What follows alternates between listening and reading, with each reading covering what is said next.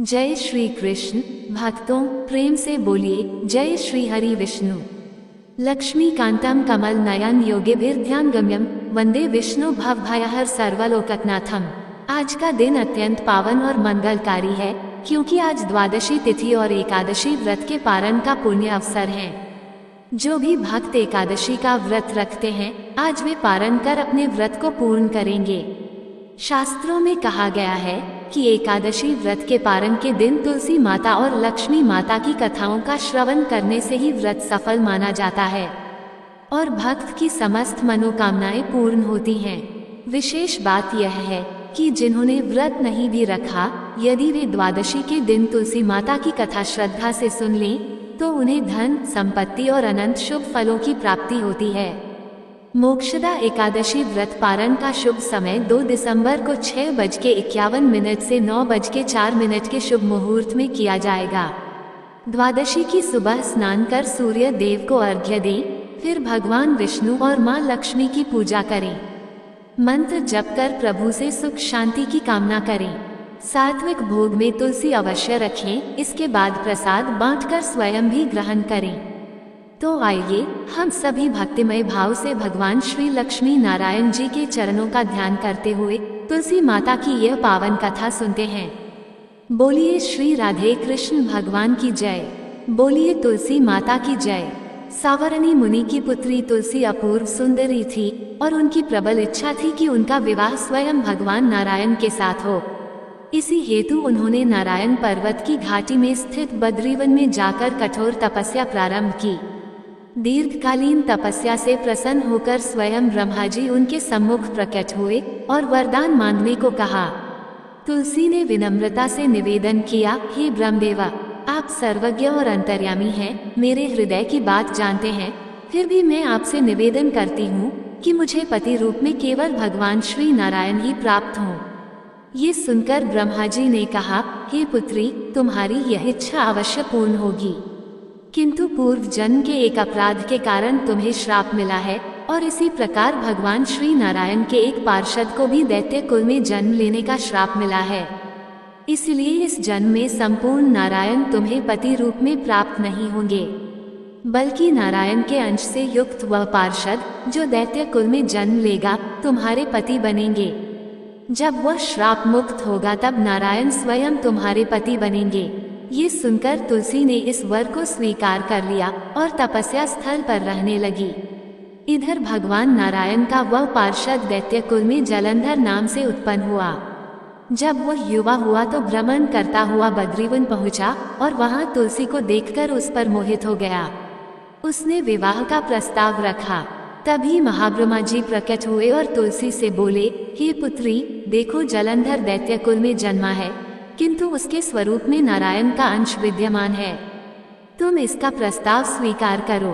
तुलसी ने भी समझा कि उसकी तपस्या सफल हुई है, अतः उसने जलंधर से गंधर्व विवाह कर लिया और उसके महल में जाकर पत्नी रूप से रहने लगी। जलंधर और तुलसी ने दीर्घकाल तक सुखपूर्वक राज्य किया। जलंधर ने अपनी वीरता से अपने राज्य का विस्तार इतना किया कि देवलोक तक उसके अधिकार में आ गया।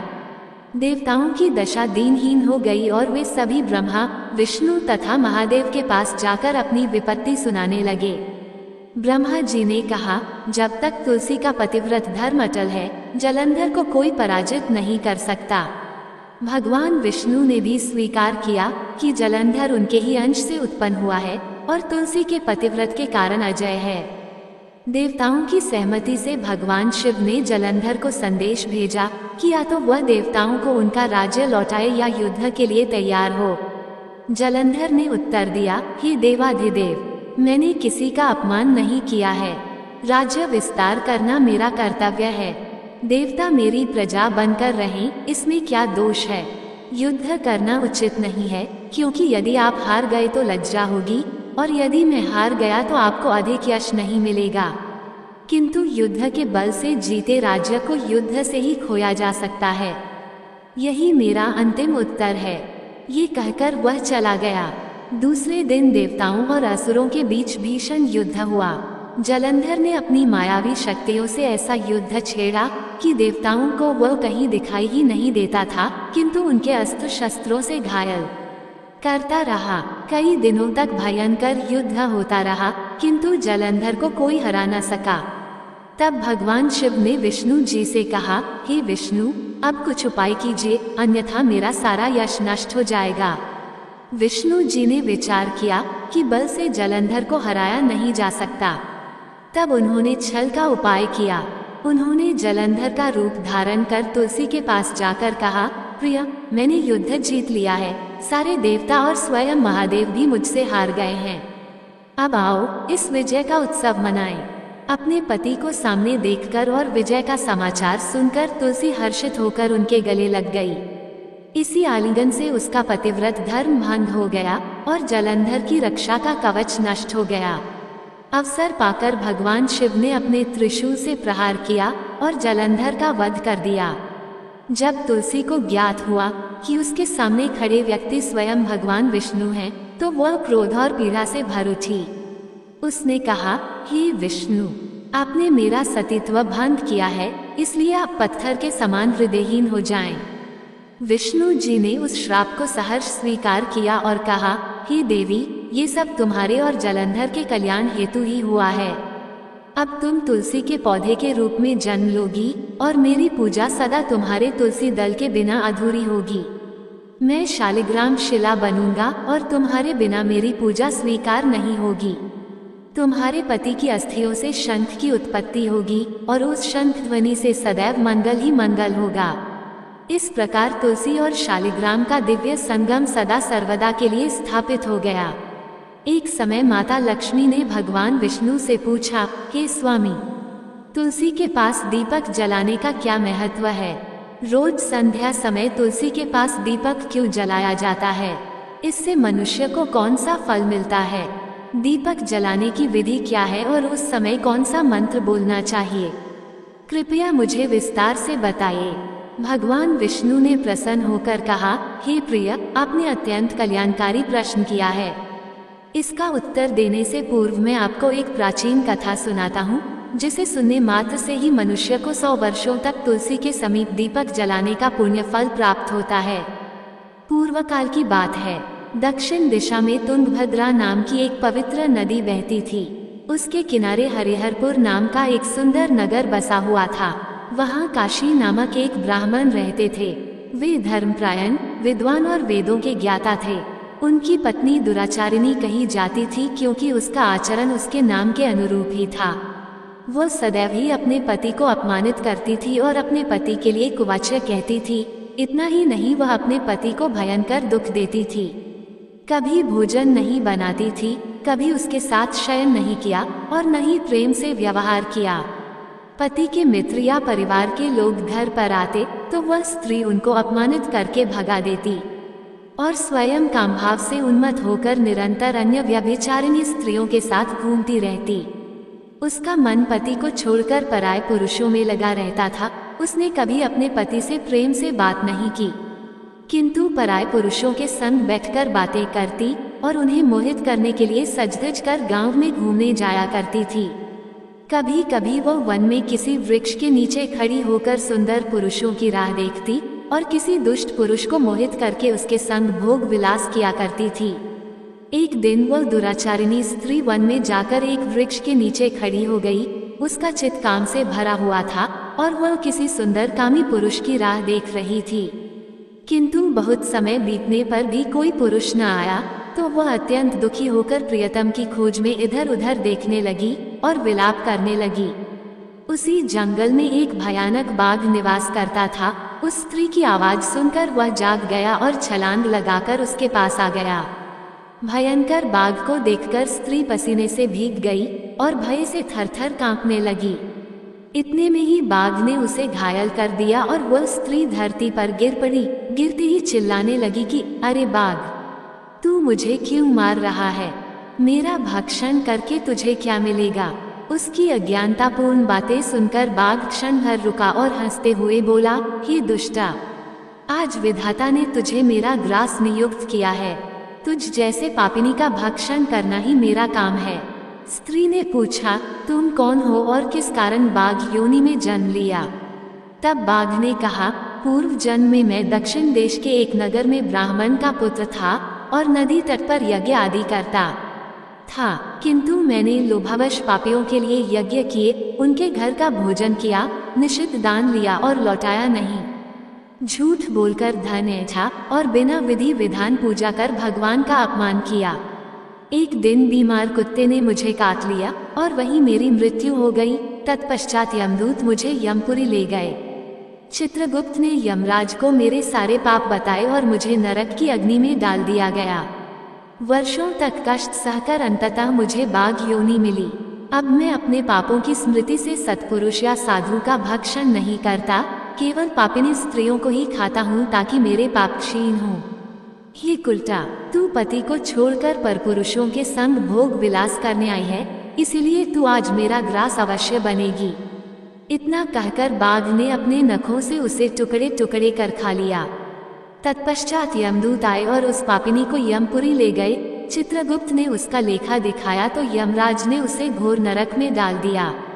कई वर्षों तक अग्नि में जलने के बाद वह पृथ्वी लोक में चांडाल कुल में जन्मी और अनेक दुख भोगने लगी। एक दिन वह तीर्थ स्नान हेतु त्रिवेणी पहुंची और एक आश्रम के बाहर रहने लगी जहां तुलसी का पौधा था। अन्य स्त्रियों को तुलसी के पास दीपक जलाते देख उसने भी दीपक जला दिया। उसी रात हृदयघात से उसकी मृत्यु हो गई और यमदूत उसे लेने आए।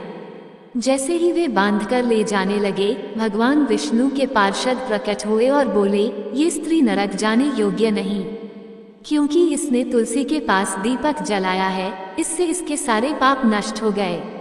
यमदूतों ने यमराज को सब बताया और विष्णु पार्षद उस स्त्री को दिव्य विमान में बिठाकर स्वर्ग ले गए।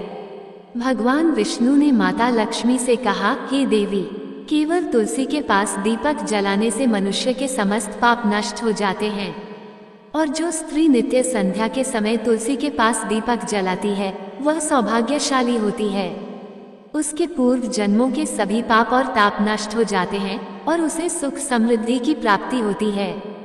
भगवान विष्णु माता लक्ष्मी से कहते हैं, हे देवी, हजारों अमृत के घड़ों से नहलाने पर भी मुझे उतनी तृप्ति नहीं होती जितनी मनुष्यों द्वारा तुलसी का एक पत्ता चढ़ाने से प्राप्त होती है। 1000 गोदान का जो फल है वही फल तुलसी पत्र चढ़ाने से मिलता है। जो मनुष्य मृत्यु के समय अपने मुख में तुलसी पत्र और तुलसी जल ग्रहण करता है वह समस्त पापों से मुक्त होकर मेरे धाम को प्राप्त करता है। हिंदू धर्म में तुलसी का पौधा सबसे अधिक पवित्र माना गया है, क्योंकि सबसे पहले इसकी पूजा स्वयं भगवान विष्णु ने की थी। भगवान आगे माता लक्ष्मी से कहते हैं, जिस प्रकार आपसे बैकुंठ को ऐश्वर्य प्राप्त है, उसी प्रकार बैकुंठ की पवित्रता तुलसी के कारण ही है। पृथ्वी लोक पर जहाँ तुलसी का पौधा होता है वहाँ कभी बुराई का वास नहीं होता और वह स्थान सर्वाधिक पवित्र माना जाता है। इसी कारण हर घर में तुलसी का पौधा अवश्य लगाना चाहिए। इस प्रकार भगवान विष्णु ने तुलसी के पास दीपक जलाने और तुलसी की पूजा का महत्व बताया। तो प्रेम से बोलिए, श्री लक्ष्मी नारायण भगवान की जय, श्री तुलसी शालिग्राम भगवान की जय। अब आइए श्रवण करते हैं एकादशी पारण के दिन सुनी जाने वाली माता लक्ष्मी की कथा। एक दिन लक्ष्मी जी की बड़ी बहन ज्येष्ठा ने उनसे कहा, बहन, बहुत दिनों से एक प्रश्न मेरे मन में उठ रहा है, सोच रही हूँ कि पूछूं या नहीं। लक्ष्मी जी ने मुस्कुराते हुए कहा, बहन, मन में जो कुछ है निसंकोच कहो। वैसे भी मन की बात छिपाकर रखने से हल नहीं मिलता, समाधान करना ही बुद्धिमानी है। ज्येष्ठा ने कहा, मैं अक्सर सोचती हूँ कि रूप गुण में हम दोनों समान हैं, फिर भी लोग तुम्हारा आदर करते हैं, और जहाँ मैं जाती हूँ वहाँ उदासी छा जाती है, लोग मुझे घृणा और क्रोध से देखते हैं। आखिर क्यों? लक्ष्मी जी ने उत्तर दिया, सगी बहन या समान सुंदरता होने मात्र से आदर नहीं मिलता। लोगों का आदर पाने के लिए दूसरों को सुख पहुंचाना पड़ता है। मैं जिस घर जाती हूँ वहाँ संपत्ति और वैभव ले आती हूँ, जिससे लोग आनंदित होते हैं और मेरी पूजा करते हैं, परंतु तुम्हारे आने से घर में दरिद्रता, रोग और आपदा आती है, इसीलिए लोग तुमसे घृणा करते हैं। ये सुनकर ज्येष्ठा क्रोधित हो गई और बोली, लक्ष्मी, तुम अवस्था और प्रभाव में मुझसे छोटी हो, उपदेश मत दो। यदि तुम्हें अपने वैभव का अभिमान है तो मेरे पास भी शक्ति है। मैं चाहूँ तो तुम्हारे करोड़पति भक्त को भी पल भर में भिखारी बना दूं। लक्ष्मी जी मुस्कुराकर बोली, बहन तुम बड़ी हो इसलिए कुछ भी कह सकती हो, पर प्रभाव में मैं भी तुमसे कम नहीं हूँ। जिसे तुम भिखारी बनाओगी उसे मैं अगले ही दिन राजा बना दूंगी। इस पर ज्येष्ठा बोली, तो आओ अपनी अपनी शक्ति आजमा कर देख लें। पास ही अनुराधापुर नगर है, वहाँ दीनू नाम का ब्राह्मण है जो तुम्हारा बड़ा भक्त है। उसी पर अपनी महिमा दिखाते हैं। दोनों सहमत हुई और अगले दिन साधारण स्त्रियों का वेश धारण करके अनुराधापुर के विष्णु मंदिर के द्वार पर बैठ गईं। वहाँ दीनू पंडित पूजा कर लौट रहा था। लक्ष्मी जी ने उसके मार्ग में मोहरों से भरा एक खोखला बांस रख दिया। दीनू ने उसे उठाकर सोचा घर में किसी काम आ जाएगा। तभी एक लड़का आया और बोला, पंडित जी, मेरे दादाजी को चारपाई बनाने के लिए बिल्कुल ऐसा ही बांस चाहिए, ये बांस मुझे दे दीजिए। पंडित ने कहा, मैंने मोल नहीं लिया, ये रास्ते में पड़ा था, लो यदि तुम्हें चाहिए तो ले लो। लड़के ने चवन्नी दी और बाकी शाम को देने का वचन दिया। दीनू ने चवन्नी लेकर बांस उसे दे दिया। दोनों देवियां ये सब देख रही थीं। ज्येष्ठा बोली, लक्ष्मी देखो तुम्हारी इतनी सारी मोहरें मात्र एक चवन्नी में बिक गईं। फिर दोनों उसके पीछे चली। रास्ते में एक तालाब के पास दीनू ने अपनी डोलची रख दी और फूल तोड़ने लगा। इतने में एक चरवाहे का लड़का आया और डोलची से चवन्नी चुराकर भाग गया। दीनू को पता ही न चला। आगे वही लड़का लौट आया जिसने बांस लिया था। उसने बांस वापस कर दिया और कहा, ये बहुत भारी है, दादाजी को हल्का चाहिए। दीनू ने बांस ले लिया और बोला, बेटा चवन्नी तो कहीं गिर गई, तुम मेरे साथ घर चलो, दूसरी दे दूंगा। इस प्रकार बांस फिर दीनू के पास आ गया और लक्ष्मी जी मुस्कुरा दी। ज्येष्ठा ने जलकर कहा, अभी तो खेल शुरू हुआ है, देखती जाऊं मैं इसे कैसे तिगनी का नाच नचाती हूँ। थोड़ी ही देर में वही चरवाहा आया और बोला, पंडित जी, मेरा लड़का आपकी डोलची से चवन्नी उठा लाया था, ये लो मैं लौटा रहा हूँ। दीनू ने चवन्नी वापस लेकर उस लड़के को दे दी जिसने पहले वचन दिया था। इस प्रकार दीनू निश्चिंत होकर घर की ओर चल पड़ा, एक हाथ में पूजा की डोलची और दूसरे में 5 हाथ लंबा बांस। राह चलते दीनू पंडित सोच रहा था, बांस तो काफी वजनी है तो मजबूत भी होगा क्योंकि ठोस है। इसे दरवाजे के छप्पर में लगा दूंगा, कई सालों के लिए बल्लियों से छुटकारा मिल जाएगा।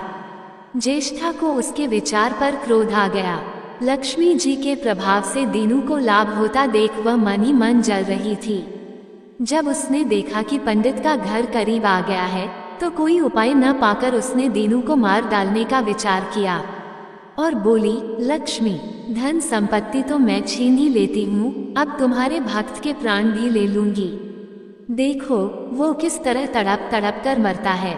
ये कहकर वह तुरंत सांप बनकर दीनू की ओर दौड़ पड़ी। लक्ष्मी जी तनिक भी घबराई नहीं, वे मुस्कुराती ही रहीं। सहसा दीनू चौंक पड़ा, एक भयानक सांप फन उठाए उसकी ओर झपट रहा था। प्राण सबको प्रिय होते हैं, उपाय रहते कोई भी अपने को संकट में नहीं डालता। दीनू ने पगडंडी वाला रास्ता छोड़ दिया और दूसरी ओर भागने लगा, लेकिन सांप बनी ज्येष्ठा उसे कैसे छोड़ने वाली थी। वह तो उस गरीब के प्राणों की प्यासी हो चुकी थी। वह आगे पीछे दाएं बाएं बराबर दौड़ती रही। घबराकर दीनू ने हाथ जोड़कर कहा, नाग देवता मैंने आपका कुछ नहीं बिगाड़ा, शांति से अपनी राह लौट जाइए। आखिर क्यों मुझ गरीब ब्राह्मण के पीछे पड़े हैं। व्यर्थ में किसी ब्राह्मण को सताना अच्छी बात नहीं, लेकिन वह नाग ज्येष्ठा ही थी जो किसी भी तरह दीनू को डसना चाहती थी। प्रार्थना पर ध्यान न देकर वह सांप फुफकारता हुआ झपट पड़ा। दीनू ने देख लिया कि बिना संघर्ष के अब जान नहीं बचेगी। उसने प्राण रक्षा के लिए भरपूर जोर लगाकर वही बांस सांप पर दे मारा। धरती से टकराते ही बांस के 2 टुकड़े हो गए और भीतर भरी मोहरें खनखनाकर बिखर गईं। मानो लक्ष्मी स्वयं हंस रही हूँ। दीनू के मुंह से हैरत भरी चीख निकल गई। थोड़ी देर तक वह ठगा सा खड़ा आंखें फाड़े उन मोहरों को देखता रहा। सांप को एक पल को भूल ही गया, परंतु जैसे ही उसे ध्यान आया उसने गर्दन घुमाई तो देखा कि बांस की चोट से सांप की कमर टूट गई है और वह लहूलुहान झाड़ी की ओर भाग रहा है। दीनू तुरंत मोहरों की ओर लौटा और कहने लगा, तेरी जय हो लक्ष्मी माता। जीवन भर का दरिद्र आज दूर हो गया। तेरी महिमा कौन जान सकता है। अब घर में बैठकर तुम्हारी पूजा आरती करूंगा। ये कहकर उसने जल्दी जल्दी सारी मोहरें इकट्ठी कर ली और लंबे कदमों से घर की ओर चल दिया। पीछे पेड़ की छाया में खड़ी लक्ष्मी अपनी बहन ज्येष्ठा से मुस्कुराकर पूछ रही थी, कहो बहन, सच बताना, बड़प्पन की प्राप्ति हुई या नहीं। बड़प्पन किसी से छीनने में नहीं बल्कि देने में है। ज्येष्ठा चुप रही, उसने कोई उत्तर नहीं दिया, बस उदास खड़ी रह गई। लक्ष्मी जी ने उसका हाथ पकड़कर कहा, फिर भी हम दोनों बहनें हैं, जहाँ रहेंगी साथ ही रहेंगी। आओ अब चलें। अब आइए श्रवण करते हैं तुलसी माता की अगली कथा, जिसे सुनने मात्र से सभी मनोकामनाएं पूरी होती हैं। एक समय की बात है, एक परिवार में नंद और भाभी साथ साथ रहा करती थीं। नंद का विवाह अभी नहीं हुआ था। वह तुलसी जी के पौधे की बहुत सेवा करती थी, नियम से तुलसी को सींचती और दीपक जलाती थी। लेकिन उसकी भाभी को ये सब बिल्कुल भी पसंद नहीं था। जब भी उसे अधिक गुस्सा आता तो वह नंद को ताना देते हुए कहती, जब तुम्हारा विवाह होगा तो मैं तुलसी को ही बारातियों को खाने को दूंगी और तुम्हारे दहेज में भी तुलसी ही दूंगी।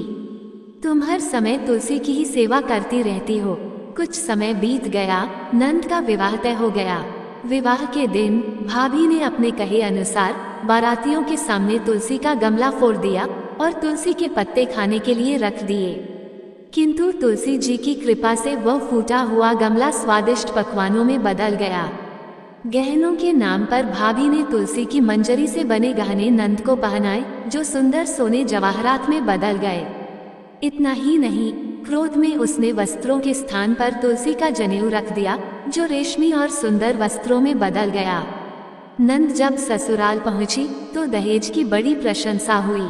ये बात भाभी के कानों तक पहुंची। उसे बहुत आश्चर्य हुआ कि उसने तो नंद को गहनों, कपड़ों और दहेज में केवल तुलसी दी थी। तब उसे तुलसी की पूजा का महत्व समझ आया। भाभी की भी एक लड़की थी। वह अपनी बेटी से कहने लगी, बेटी तुम भी तुलसी की सेवा किया करो, तुम्हें भी बुआ की तरह फल मिलेगा। वह जबरदस्ती बेटी से तुलसी की सेवा कराती, पर लड़की का मन तुलसी सेवा में लगता ही नहीं था। धीरे धीरे समय बीता, लड़की बड़ी हुई और विवाह का समय आ गया। भाभी सोचने लगी, जैसा व्यवहार मैंने नंद के साथ किया था वैसा ही अब बेटी के साथ भी करूंगी। इसे भी गहनों से ले जाऊंगी और बारातियों को स्वादिष्ट पकवान खिलाऊंगी। ससुराल में भी इसे मान सम्मान मिलेगा। यही सोचकर उसने बारातियों के सामने तुलसी का गमला फोड़ दिया। लेकिन इस बार गमला मिट्टी ही रहा, मंजरी और पत्ते अपने ही रूप में रहे, जनेऊ भी नहीं बदला। जब बारातियों को खाने में तुलसी के पत्ते दिए गए तो सबने उसकी बुराई की। बेटी का दहेज भी तुलसी के पत्तों से भरा था, जिससे ससुराल में भी अपमान हुआ। भाभी कभी भी अपनी नंद को नहीं बुलाती थी, पर एक दिन भाई ने सोचा, मेरी पत्नी तो मेरी बहन को बुलाती नहीं, क्यों ना मैं ही उससे मिलाऊं। उसने पत्नी से कहा और उपहार मांगे। भाभी ने थैले में ज्वार भरकर दे दिया। भाई दुखी होकर चल पड़ा। रास्ते में सोचने लगा, कोई भाई भला बहन के घर ज्वार कैसे ले जाएगा। उसने थैला गौशाला में गाय के सामने पलट दिया।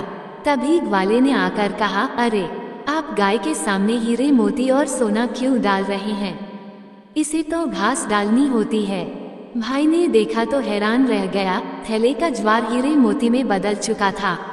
उसने ग्वाले को सारी बात बताई और धन लेकर खुशी खुशी बहन के घर पहुंचा। भाई बहन मिलकर प्रसन्न हो गए। बहन ने तुलसी माता से प्रार्थना की कि उसकी भाभी को सद्बुद्धि मिले। तुलसी माता की कृपा से भाभी का मन बदल गया। वह नंद को मान सम्मान देने लगी और तुलसी सेवा करने लगी। धीरे धीरे घर में सुख समृद्धि के भंडार भर गए। अब वहाँ कलह नहीं होता था और सभी आनंद से रहने लगे। प्रेम से बोलिए तुलसी माता की जय। जय श्री हरि विष्णु। ऐसे ही और भी रोचक और आध्यात्मिक वीडियो के लिए चैनल को सब्सक्राइब कर लें। दोस्तों, आपको ये कथा कैसी लगी कृपया कमेंट करके जरूर बताएं। वीडियो पसंद आया हो तो लाइक करें और अपने दोस्तों के साथ शेयर करें। कमेंट बॉक्स में जय श्री कृष्ण लिखना ना भूलें। फिर मिलते हैं एक और दिलचस्प वीडियो के साथ। धन्यवाद। जय श्री कृष्ण।